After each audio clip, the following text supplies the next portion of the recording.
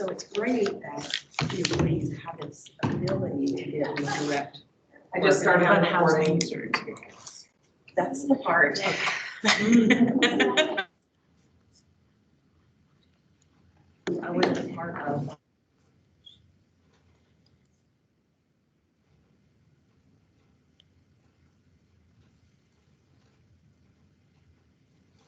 It got really quiet all of a sudden. Can you still hear me?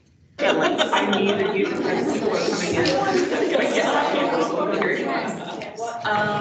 Okay, that's right.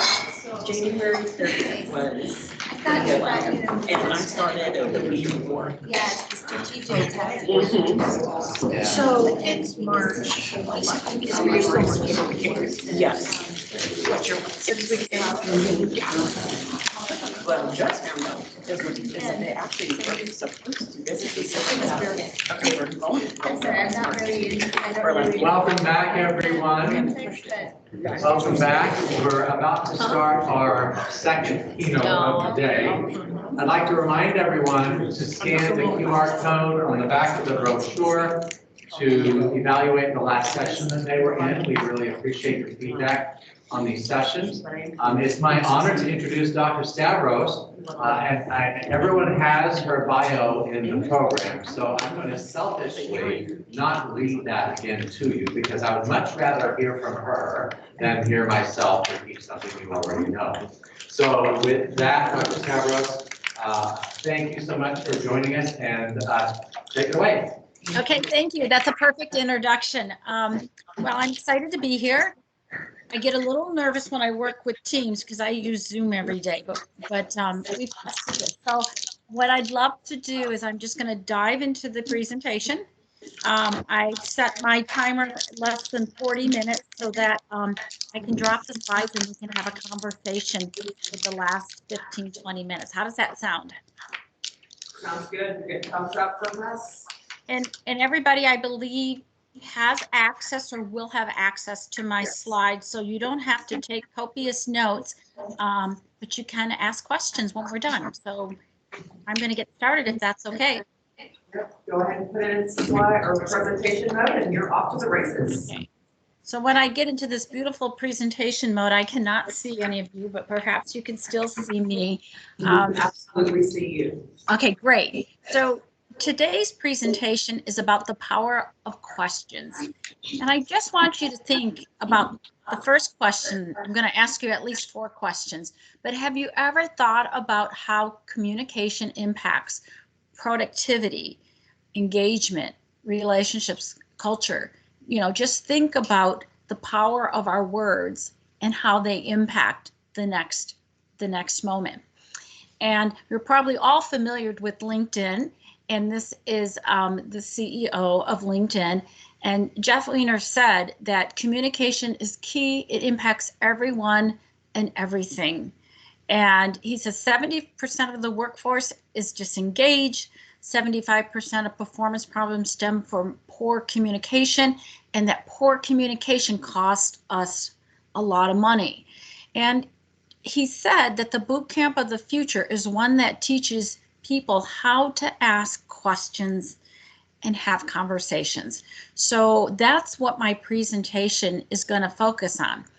And so what I want you to think about is that our questions can either put you or another person in a protect or connect mode.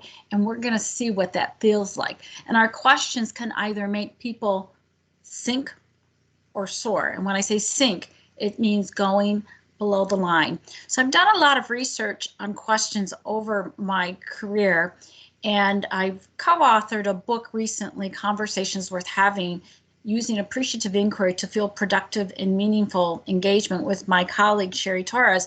And we've learned that from asking the right questions, you can surface assumptions and make the invisible visible, that you can create shared understanding, that we understand each other. I didn't say shared agreement, but shared understanding, and that our questions can generate new knowledge and inspire possibilities. And many of you might be familiar with appreciative inquiry.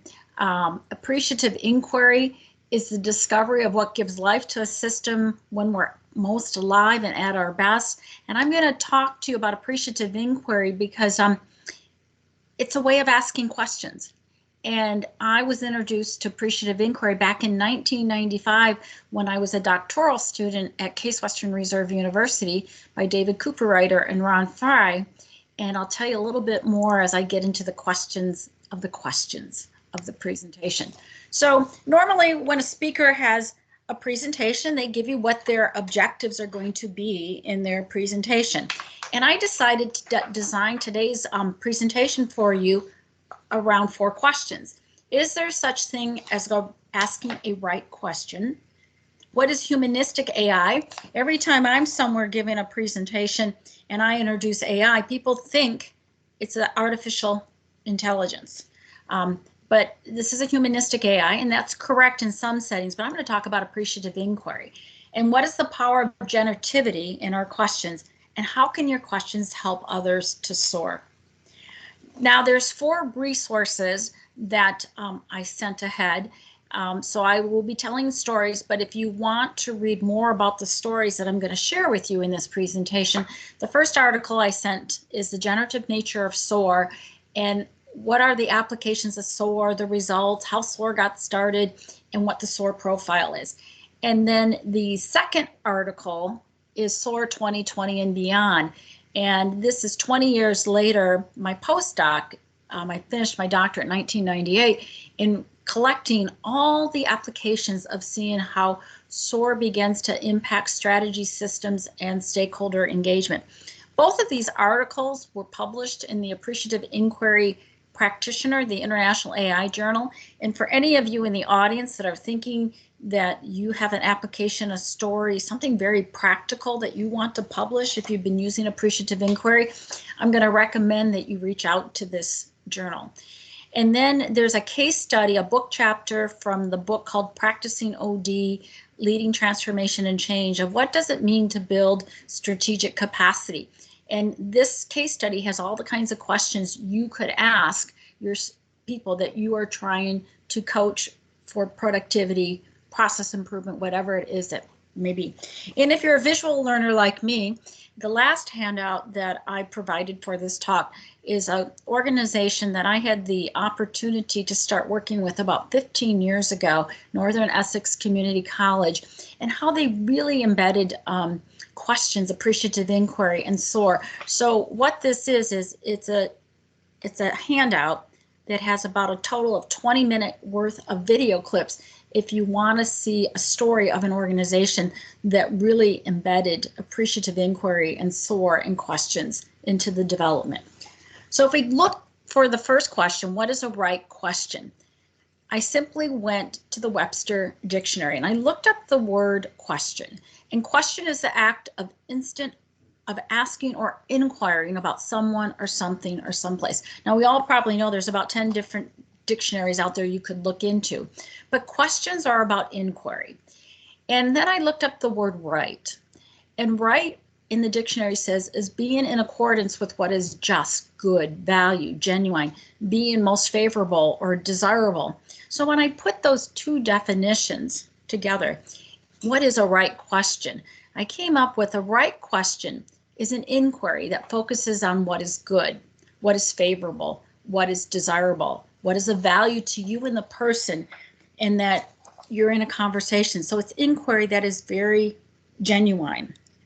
So we're going to do a little exercise here in a moment, but what we've learned, and when I say we've learned, is I'm always co-creating and working with other people. And when we were writing the second edition of Conversations Worth Having, we realized that I could ask you a question, and based on my tone, you could tell maybe you're in trouble or not. But your tone adds value and values others. And your tone conveys positivity, gratitude, respect. And then there's the depreciative, critical tone that devalues and pushes people below the line. So people imagine this straight line, and the question is, are you above that line or are you below that line? So we're going to do an exercise, whether you're in the audience or online. I want you to just stretch out, try not to bump the person next to you, just stretch your hands high. bring them back down for a moment. And I want you to close your eyes. And I want you to recall a conversation where the tone was depreciative, the tone was critical, the tone was perhaps negative. And I want you to think about, how does this feel in your body? Just think for a moment, how does that feel in your body when you're in a critical or destructive conversation? Normally, when I'm 100% on, I would ask people to type this up, and I can't hear any noise, so that you're probably muted. But, you know, just turn to the person next to you or write down, when you're in that critical, destructive, tense conversation, how does that feel in your body?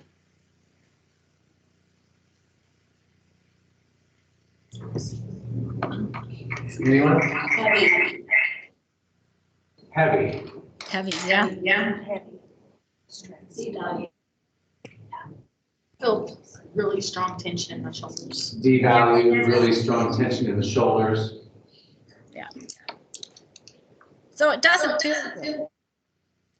So this next slide shows you that there's a lot of neuroscience behind our words. And I will ask you now to kind of reach up, and I want you to take your hands, and I want you to put your hands behind your head.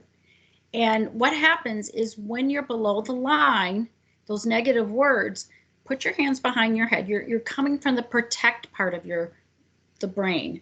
You're coming from the reptilian part of the brain. And notice where your thumbs are. Your thumbs are down. This is not a place you want to be. The reptilian part of our brain is not able to sense when danger is real or danger is because of the words somebody told you. But when you're operating from the protect part of your brain, you're in this mode that you want to either fight, freeze, or flee. And that's not a good place to be in. And what's happening is that you're cutting off the nutrients and oxygen to the front part of your brain. So there's a real science behind this and how words can really hurt. And if you were wearing, I've got my Fitbit on, my heart rate would probably be going up right now when I'm in a conversation that is not worth having. So I want you guys to shake that off, whether you're online or in the audience, just kind of shake that off. And I want you to pause and take a deep breath. And I want you to recall a great conversation. I want you to call a great conversation. While I was waiting to get started today, I heard a lot of laughter in the room, but recall a great conversation that may have happened today. Could have happened on your way to this conference with somebody this morning, but think about a great conversation you have. And I want you to go there. And this time I want you to notice how it feels in your body. So if we could unmute the microphone again, I think it was you. Yep. We're unmuted, and I have the chat up. Yeah, how does a conversation feel? Heartwarming. Heartwarming. Warm. Warmth. We have a few folks in the chat typing. Uplifting. Energizing. Energizing. Love it. Yeah. So you're seeing you're seeing the difference here. And what is happening is, when you have conversations that are above the line in this appreciative place, you're being able to connect to people, and you're actually working from the front prefrontal lobe of your brain. I want you to put your hands up high again and put your hands on the front of your head. And I want you to see where your thumbs are located. Your thumbs are up. And I want you to realize that when you are having a conversation worth having, when you're asking generative questions, the right questions, you and I can connect. And oxygen and nutrients are going to all parts of your body. So that's why it's important that there are right questions. There are generative questions that we will be talking about. And it puts you from the frontal lobe, which we also call the executive function of the brain. And that's where we need to spend most of our time in conversations. So I'm going to show you a bit about above and below the line and just what I'm getting at. But our conversations is how we connect with people or how we disconnect with people. And sometimes what we don't know is why people are below the line. And perhaps people have different beliefs, expectations going on. Maybe they didn't get a good night's sleep. Maybe they're dehydrated. But there's a lot of issues and words and activities that actually can drive people below the line. So the other important thing I want to point out about the brain here is that you are able to what I call choose your mindsets. And I'm going to teach you an exercise to choose your mindsets, because now that you've experienced when you're above or below the line, you can begin to choose your mindset and be very intentional before that little yellow thing in our brain called the amygdala gets hijacked. And you only have about a quarter of a second before you're hijacked and either pushed below the line. So that's really important to understand. So there's a video clip that I want to show you, and it's a video clip I love to show people all the time, and maybe perhaps you've seen this, but it's about conscious leadership and where I'm. So it's a 3-minute video clip that we'll watch together, and then I hope you watch it again. One question that conscious leaders ask themselves over and over is, where am I? To support leaders in locating themselves as they ask the question, where am I? We offer this tool, a line, a simple black line. At any moment, all leaders and all people are either above the line or below the line. Our location describes how we're being with what is occurring in our life right now. If we're above the line, we are open, curious, and committed to learning. If we are below the line, we are closed, defensive, and committed to being right. Stop right now and simply ask yourself, where am I? In this now moment, am I above the line or below the line? Typically, when people are below the line, they believe certain things about the world. For example, they believe there is not enough. It could be that there's not enough money, or time, or space, or energy, or love. People below the line also believe that their story about the situation is right. People below the line also believe that there is a threat out there. Something or someone is threatening their desire for approval, control, or security. And people below the line see the situation as serious. The deeper below the line they are, the more serious things look. People below the line tend to behave certain ways as well. They tend to cling to an opinion, find fault and blame, gossip, explain, rationalize and justify, get overwhelmed, and avoid conflict or pursue conflict for the sake of winning. When people are above the line, they believe that learning and growing are more important than being right. They believe that all people and circumstances are their allies, here for their growth. They believe that from a distance, almost everything is funny. People above the line live in curiosity, listen deeply, speak unarguably, question all their beliefs, and live a life of play. Now, knowing what you know about being above or below the line, where are you? One thing to know as you consider this question. We are hardwired to go below the line.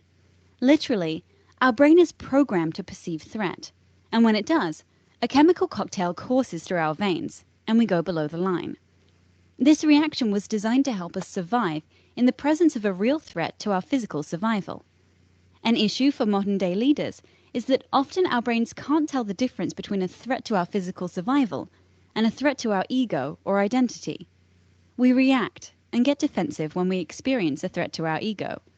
So in many ways, being below the line is natural and normal. But when we are below the line, we're not in a state, literally brain state, of high creativity, collaboration, innovation, and relational connection. We're simply trying to survive. Leaders today can't thrive if they're in survival mode. So the first activity of conscious leadership is location, location, location. In this now moment, where am I? Telling ourselves and others the truth about our current location begins the great conversation. And so as you can see there's a question, where am I? And I don't believe any of us can live above the line 100% of the time. nor should people be living below the line 100%. But we know that there's a line, and we know that we should spend more of our time above that line, if not a majority of our time.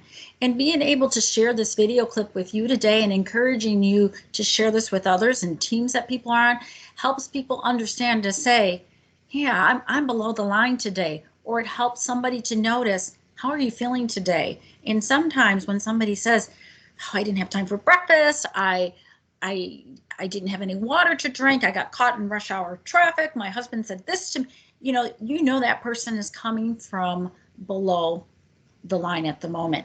And realize that our words really influence our body mindset, which influences our actions. So I'm asking you to think about being intentional of asking yourself the question, where am I? And where's the person I'm in conversation with?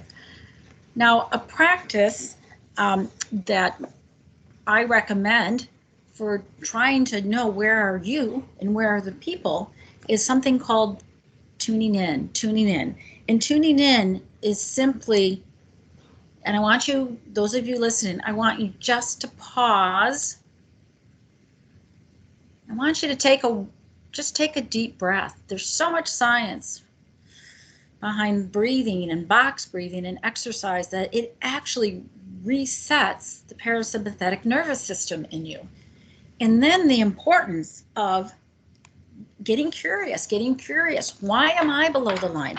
Or asking questions and getting curious and asking the other person, how are you doing today? And realizing that they may be below the line. So tuning in is a practice that you can do to pause, breathe, and that just resets the whole body mindset and getting curious. And curiosity, I'll talk to you about at another question of how important curiosity is to the work that we do in our communities, families, and organizations. So the second question I want to ask you is, what is the humanistic AI?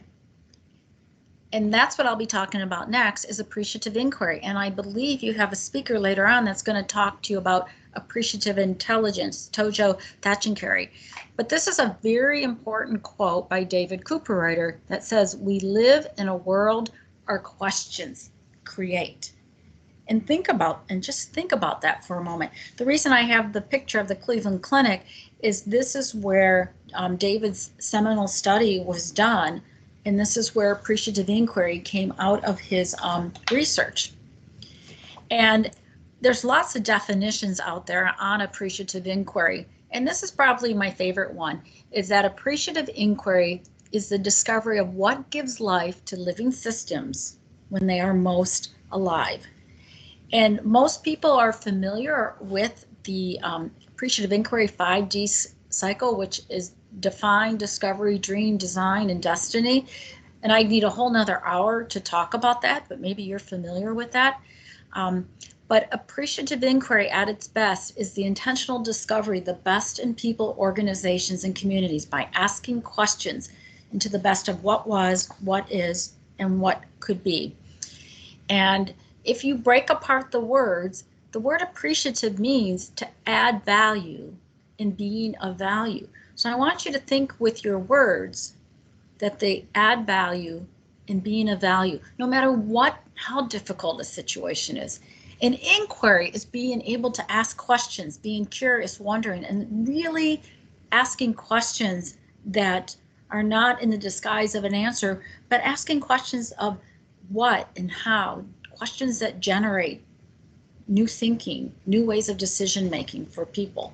So this is David Cooperrider, and I have hundreds of quotes to share, but I think what's really important is this middle part of the quote, that our organizational lives and the lives of others flourish or flounder one conversation at a time. And the questions in your conversations influence the relationships in the teams, organizations, and the communities that you work in. Now, the appreciative inquiry principles, the reason I bring the principles up is I was introduced to appreciative inquiry in 1995. Now, in 1995, there were just these 5 principles, and appreciative inquiry was a qualitative research. It was a qualitative research, ways of knowing. So imagine I didn't take a class on appreciative inquiry. David Cooperwriter was my qualitative research instructor, and he was going to teach us appreciative ways of knowing. And these are the 5 principles that emerged from his dissertation, and that our words create our world, and that was on the other slide, the constructionist principle. The simultaneity principle is questions are the intervention and impacts well-being. So the moment you're asking a question, you're either putting somebody in a connect mode with you, or you're putting them into a protect mode. The poetic principle helps us understand that you have a choice in how you interpret a situation, how you can ask a question. And the anticipatory principle is we see what we expect to see. And the positive principle is positive images and positive actions. So imagine when I was introduced to appreciative inquiry, it was just qualitative way of knowing, and there were these 5 principles. And the 5D cycle that I showed you earlier didn't come about until about 1997. And one thing that we've learned over time is that a conversation worth having, if fueled with appreciative inquiry, is all about asking generative questions and how you can positively frame a situation. And this next slide here is just a slide that I pulled together of logos that hopefully you recognize at least one logo in here of organizations that have been using appreciative inquiry, and they've really embedded it into their cultures and their organizations around the world. And if you were to do a search in about a quarter of a second, you'd get 6.3 million answers on appreciative inquiry. So the only homework I give you that I suggest is to do a search on Google, YouTube, at TEDx, go to the AI Commons, and you'll see that appreciative inquiry has been around for quite some time. And this just goes back to the appreciative inquiry 5D cycle that a lot of people use to when they want to go look at a problem or create something, and then they define what is the task, what are we trying to do. Look at the 5D cycle. It's all about questions. Discover what gives life, dream what might be, and design what should be. So 25 years later, when I reflect back, when I was introduced to appreciative inquiry, it was all about the way we ask questions. And today, appreciative inquiry, knowing the principles, knowing that there's this 5D method here, it's pretty much been my operating system of how I go about my day and doing things. And I put this slide up here because no matter where I go around the world, there's usually a question that they say, well, appreciative inquiry is all about being positive. And then I try to tell people that there's 5 principles and only one of them is the positive principle. So appreciative inquiry is not about ignoring the negative. It's about seeing the world differently and knowing that there is a lot of problems and challenges and negativity out there, but being able to learn and understand of how you can inquire into the best of what was, what is, and what we want most of. So this brings me to my third question in the presentation, is the power of generative questions. And that I want to talk to you for a moment about the types of conversations we engage in the 2 types of dimensions, and what is a generative question. And why, when Sherry Torres and I decided to write the Conversations Worth Having book and bring appreciative inquiry into just the general public, we were very intentional about using the word generativity.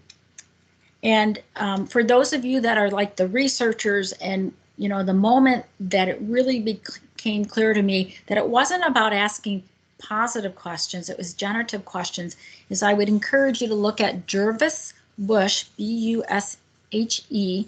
He's from Canada, but he wrote an article about appreciative inquiry is not just about the positive, and he talked about generative inquiry, and so that was really fueling our thinking about generativity and the power of generativity. So the next thing I want you to think about is I want you to think about what percentage of your waking life is spent in conversations on a scale of 1 to 100%. But don't write the answer yet. I want you to think about when you wake up in the morning. These are conversations that you are having in your talking to yourself. Conversations. You might be on your phone. You might be emailing. You might be talking. But think about what percentage of your waking life is spent in conversations with yourself and with others. With yourself and with others, one way and two way. And if someone's monitoring the chat, or you want to unmute, but think about this. What percentage of when you're awake are you spent in conversations with yourself and with others?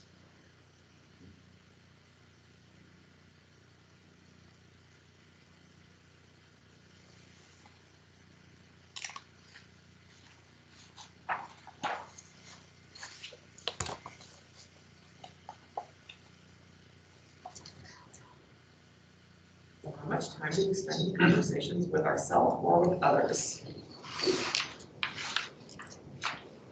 Any other opinions other than 90% or all the time? I think that's the consensus. Yep. Yeah, that's pretty. When I ask this question, sometimes people say 115% of their time. They're just on overdrive in conversations. And that's why, again, our words are really important. I want you to think about what kind of conversations are you having? And here's a diagram to help you think through this. Imagine that, remember the line, that straight line in that video, that when we're in conversations with ourselves and with others, we're either making statements or we're asking questions, inquiry. And we're either asking appreciative questions, or sometimes they're critical and depreciative questions. And I'm going to show you what I mean about here. So destructive conversations and critical conversations, I would say we don't ever want to be in destructive conversations. And if we are in a destructive conversations, I want you to think about tuning in, the tuning in that I gave you, the importance of tuning in and realizing, how do I get out of this destructive conversation, even if it's the other person's fault, or if it's a critical conversation, how do I get this above the line? So where I would encourage and invite you and to be really aware is that we want to spend 80%, the 80-20, above the line, affirmative conversations, conversations worth having. This is where we want to be spending our time in realizing, you know how it feels based on the exercise we did today. You know what it feels like when you're below the line, and you're very aware of this. So that's why I want you to encourage is destructive conversations are not worth having. Critical conversations are the moments where I may be asking you a question. Well, who said that? I can't believe that happened. Where did you hear that? Why did you think to do that? These are conversations that will put people below the line. Now, affirmative conversations are statement-based, and that's where I say, Eric, I think you're doing a really great job moderating today. And he comes back and he says, Jackie, I think you're really coming through clear. And you know, we're statement-based, and that's a good place to be. But curiosity moves us into understanding, so what made it such a great presentation? In the upper quadrant is where I want to encourage you. The conversations worth having gives us the time to be asking questions and to be curious. And again, ask yourself, where am I in a conversation? Are you above or below that line? And then there's been a lot of research on curiosity. Harvard Business Review in 2018 did an entire issue on the business case for curiosity. Now the whole issue was filled with this, but I recommend that you read that the business case for curiosity, that it can improve your firm's adaptability and performance. And how do you ask questions that show curiosity? And generative questions are curious questions, questions about, so tell me more, what happened, how. Generative questions actually widen the screen. If you have time and you go out to Procter and Gamble, they did this whole series on widen the screen, and that generative questions widen our view by changing the way people think. They can change the way, impact the way people make decisions, and they can stimulate compelling images for people to act on. So these are just a list of generative questions. And again, you don't have to write these down because you'll be given a copy of my presentation. But generative questions to yourself are questions as, where am I? What's driving my reaction? What's going on? What don't I know? What do I want to happen? You notice these are pretty much what questions, and not yes or no, blaming or judging questions. But by beginning to ask yourself questions, you shift yourself to a place of widening the view, understanding, and even connecting with yourself that allows you to connect with others. And if you're in a conversation with others, generative questions that you could ask others are, so what's happening here, Selena? How do you see it? How do I best support you? What might be possible now? And what is one small action that could make all the difference? And these, I just put a couple situations in here, but you may have a person or a client that's always late for your appointment, and when they come late, they never acknowledge it or they apologize, and your reaction could be blame, shame, I'm just annoyed that this person's late, and you might even doubt yourself. Does this person value our time? Am I effective enough? And if you got curious, you might ask yourself some questions. Where am I? What are my feelings about this situation? First, asking yourself, who chose this time? Did I choose this time, or did Selena choose this time? Might there be a better time? And you start to ask questions that you're curious about, that you're going to actually talk to the person that's annoying you or who's late to your meetings, and begin to ask them, does this time work for you for our sessions or for our meetings? Or what happens that results in you being late each week? Asking the person and getting curious. What's going on the hour before that seems to run over for you? Might there be a better time or a different day that we meet? And when we come together, what are you hoping for? So this was just an introduction to what is a generative question. And I want to just ensure you, and hopefully you've either met or read about some of these people, that there's a lot of science behind what I'm talking about today. And this is just a keynote, but I could probably spend an hour talking to you just about the science behind our words, the science behind our conversations, the way we ask questions. What I want to do is, I've got about 6 minutes left, and I want to get to my last question, is how can your questions help others to soar? So if you think about this, I started the presentation with, there's a right way to ask questions if you want to be in a connect mode. And then I answered the question is, what is the humanistic AI, which is appreciative inquiry, followed by, what is a generative question? So imagine appreciative inquiry is my operating system. And what came out of my research about 20 years ago was a capacity building framework that was built upon how do we build capacity to get things done. And it's built on strengths, opportunities, aspirations, and results. And the R has been through a few changes. First, it was resources and rewards, but it was results. And what SOAR is a profoundly positive approach to strategic thinking, planning, conversations, and leading that allows a group or organization to construct its future through collaboration, shared understanding, and a commitment to action on any topic that you wish to talk about in an organization. So your questions can help you soar. And if you look at SOAR, the logo there is what I would call it. Can you see AI? Do you see the light blue?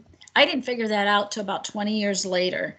Actually, it's a Saturday. If my husband was here, he figured out. He said, look, there's an A and an I in SOAR. So SOAR, appreciative inquiry, really is the operating system of SOAR. And over the years, doing a lot of research in strengths, that strengths configurations is bringing people together to talk about what are we great at? What's our core capabilities? What are our dynamic capabilities? And then opportunities is if you're getting people, because strengths to strengths can magnify and you begin to get people in a connect mode, you can continue on the conversation. So what are the possibilities and ideas or the innovations that we can create here on our team or in our organization? And then aspirations are really talking about what do our stakeholders care deeply about. And first you've got to talk about, well, who are our stakeholders? So it's not just Jackie, it's Jackie and her team. It's Jackie and her team within the organization, but it's Jackie and her team and her organization and the aspirations of the people that they share. So you want to make sure when you're designing strategies, initiatives, processes, strategic plans, that you understand not only what your stakeholders care about, but what about inviting some of your stakeholders into your conversations. And results are, what do we want to be known for? How do we know we're succeeding? What are the indicators? So SOAR, it's a framework. The 5D, Appreciative Inquiry 5D cycle is a methodology to get you through a conversation or a summit. But SOAR is just asking you to think when you are in a conversation, whether it's one-on-one and you're coaching people, mentoring people, working with the team, is the left column here is talking about what is going on for you and what would you like to create, and tell me about this possibility. Meeting the person where they're at. It's really important to ask these questions. And then as you're bringing together, why did we come together? And when we decide what should we be doing, we usually start from a place of strengths. And this is a coaching diagram with SOAR. What are your strengths as this relates to this possibility? What are the opportunities you see in the situation? What do you aspire most to create? So even though 20 years ago, SOAR started off as a framework to do strategy and strategic planning in teams and organizations, what we've learned since the last 5 years is that SOAR can be used to coach people, to mentor people, and to help guide them to where it is they want to do and where they want to go. So as I kind of wrap up this presentation about the importance of questions, the humanistic appreciative inquiry system, generative questions, and SOAR, I want you to think more about what is the tone of your questions. We talked about that. Where are your questions taking you and others? Is it above the line? Is it below the line? Think about how your questions make others feel, and ask yourself, what is one small change or action that you might take today? I mean, I've given you 4 questions, the tuning in technique, generative, but just for a moment, what is one thing that you might try in the next 24 hours? Just one thing. And just take a moment and write that down.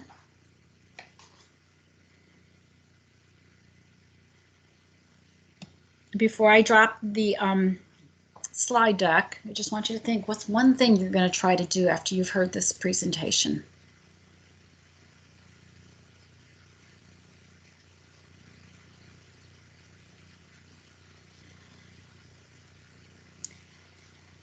And I want to point out that a lot of what I'm talking about sounds simple. Yeah, tuning in, pausing, asking generative questions, but it really takes practice and awareness. And the more you practice, the better you get. So what I'm going to do now is drop the slide deck so I can see everybody.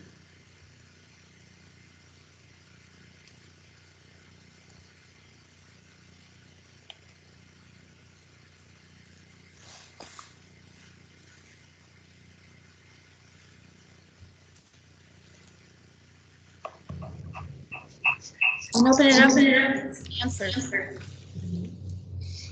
I have a question. So I'm curious to know what advice you would give to someone, can you hear me okay? Yeah, you're great. Okay. So someone who is working with a superior, maybe it's their manager, maybe they're working with someone on the C-suite whose natural go-to is not to take an AI approach. Whose natural go-to is to be more directive rather than inquisitive. So what advice would you give that person to help their superior, to communicate with their superior, to help them shift their perspective? So you're asking me is advice I would give the person of how to handle their boss, the superior, correct? Yes. There's two ways. I think part of it is modeling the way, is modeling that, and to say, have you ever thought about how your words impact the team here today? And then sometimes you're putting everybody in a connect mode and they get this, but sometimes when you're given directives, you're stressing them out, and imagine what's happening and they're shutting down and they're moving below the line. So part of me would be wanting you to have, I've actually had this conversation with people in the C-suite to ask them to consider to be more curious and to tune in more and to try test drive some of these questions. Thank you. I have a question. Yes. If you're in a difficult conversation and you can feel things heating up and getting tense and maybe devolving a little, what would be your one go-to question to get things back on track or to help diffuse? Yeah, so I've been, I work in academia. I've been in intense meetings. I think there's two things. If you just tell, if you're watching two people go at each other in a meeting, and you just say, if you say tune in, they don't know what you're talking about. But if you say, hey, let's just pause, everybody, let's just take a deep breath and let's all take a step back. And if you actually tell everybody to pause, they'll look at you and they'll surprisingly, they will pause because the brain hears the command, pause. And then you say, let's just take a deep breath. You're already resetting the chemistry in their body. You're giving them oxygen and they don't know this, but you know this. And then as you model it, and then you say, let's get curious. Why did we come together to here and what's our purpose? And you can begin to ask questions, even when you're the person in the audience subordinate to perhaps the two people that went into the critical conversation. So my one go-to thing, and I've used this, is, hey, let's just pause and take a deep breath. Or let's just stop for a moment and take a deep breath. Right there, I'm letting these people breathe. They don't even know it. And then I begin to ask a generative question to them, and they usually step back. I would say tuning in is very powerful, to use the pause, breathe, and get curious. Thank you. Yeah, and I would say if I could only write about one practice, in the book we wrote about both, if you ask a generative question, you're beginning to create that frame of where we need to be going. So learning to ask questions. And if I could only pick one question, my question would be to the two people that were in a tense situation. I say, what are your wishes here today for us and for the organization?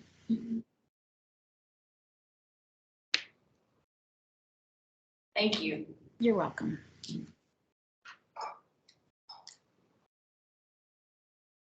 Other questions for Dr. Stavros? It's a golden opportunity. We have one to know.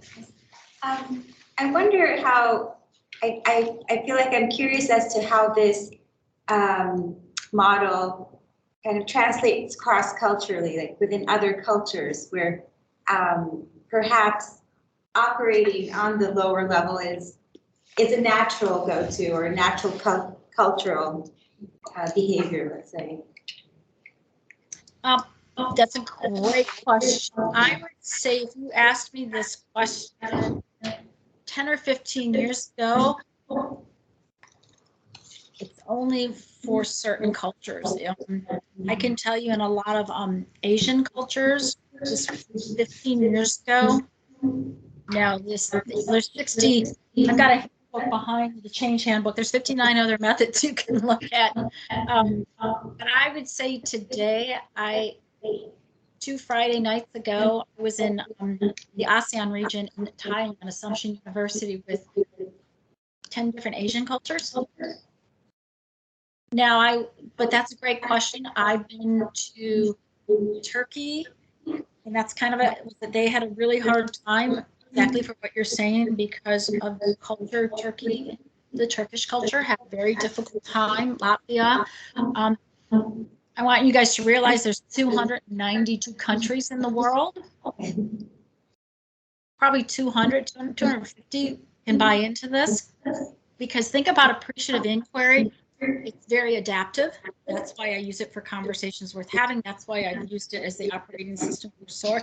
And I would open it up to, you have a lot more cultures that would be open to this today than probably a decade ago. Got all my questions. Yes, we do. We have a question online. Hi, Jackie, I'd love to know, this is a follow-up to the previous question, and that is, given that there are so many countries, I'm assuming you may be familiar. Are you familiar with the Hofstede? Yep. Yeah. What I'm wondering is if there is some dimension of the Hofstede analysis or cultural dimensions that we can use to say, okay, this is or this is not the best tool to use within this culture. Yeah, so when I think of Steve, I think of the masculine and individualism. Yep. I would say those cultures are not as open and receptive. I would still tell you to go try it. I mean, yeah. But you're right. When you asked, I've traveled to about 30 different countries, and the only time it was difficult was in Turkey and Latvia. Now, I was just invited back to Turkey. It took a long time, and then they're like, we know how it was when you came, but we think we're ready now. And then that's what's important is, are they ready now? Thank you. Yeah, the culture question is a great question.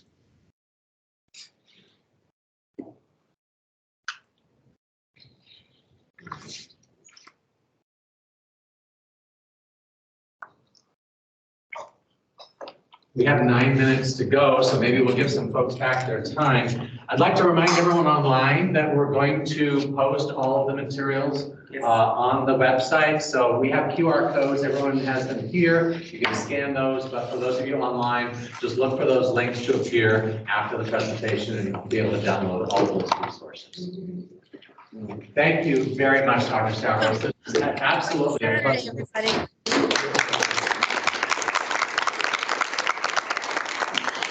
I'd like to remind everyone to scan the session feedback QR code and provide your feedback on